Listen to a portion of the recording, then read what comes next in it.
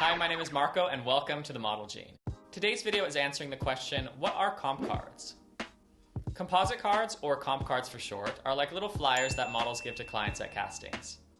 Comp cards typically have a large face photo on the front, and on the back there is a full body shot with all the model's measurements and agency contact information.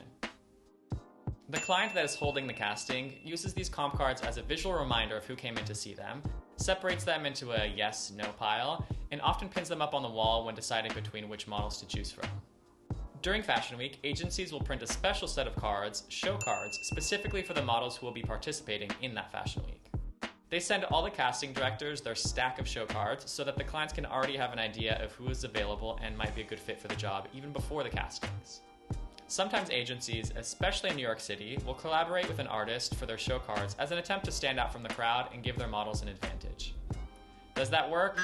Doubtful.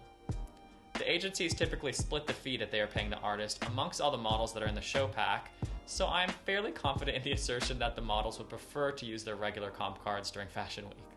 I worked at an agency that charged each model $1,000 for their first set of show cards and made them pay for more cards when they ran out a few days later, even though I was the one making all the show cards and printing them at the agency.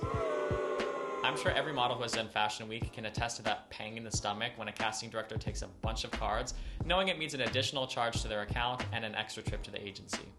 If you have any other questions about comp cards, please let me know in the comments below and subscribe for more videos like this in the future. Thank you.